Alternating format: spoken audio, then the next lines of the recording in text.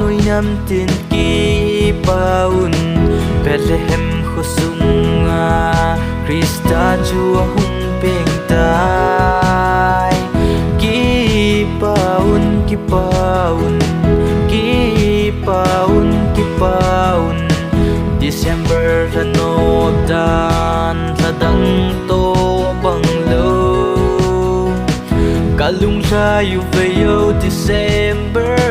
Ola ola December Kalung sayo vayo December Ola ola December Ate akangin ang alal pen Christmas Von ta von tung nele jay lingove Palpa bang banga asi kitaun Jesulim na din hagong inigongwi Cham na leng pa hung ping na tinga Aba choy na din ang buhay kisaun Daw na din chang polilovin Nang lagay John St. Suting din nga hung ping tay Hung ping tay Nang lagay John St. Suting din nga hung ping tay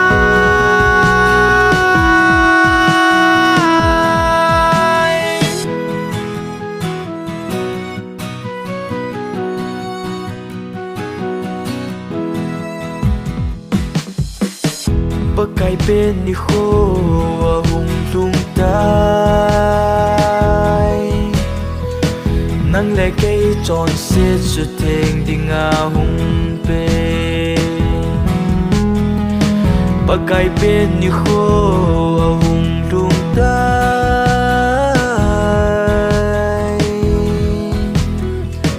Nang lệ cây tròn xếp sự thênh đi ngà hung bên Chomlouva Christmas kumlui di Mang phan kumlui tia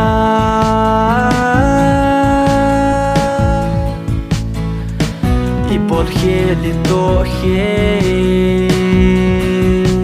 Ke ngai dam doa kumta ilim che di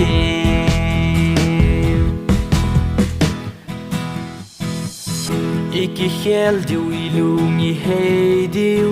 Mita von tai puruva Kumta kumpa